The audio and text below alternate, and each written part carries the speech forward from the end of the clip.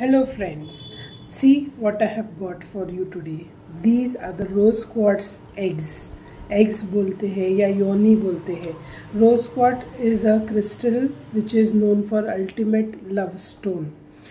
ये जो rose quartz के eggs है, they are specially made for when if you are into a new relationship or your children get married, तो उनकी जो लाइफ है एक न्यू स्टार्ट, एक न्यू बिगनिंग होती है. तो वहाँ पर अगर हम ये वाला रोज क्वार्ट्ज का एग उनको गिफ्ट करते हैं, so they will have a very smooth and healthy marriage life, new beginning.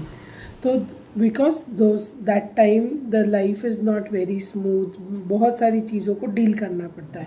In the same way जब घर में बेबी बॉर्न होता है, नया बेबी, तब उस टाइम पे पेरेंट्स के लिए भी लाइफ बहुत इजी नहीं है. तो रिलेशनशिप्स को और स्ट्रॉन्ग करने के लिए, if you are into a fresh new relationship, if you are going through some separations in a relationship also, then these rose quartz eggs, they will help you a lot to connect with your emotions smoothly.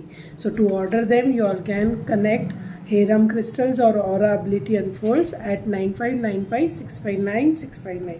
Thank you.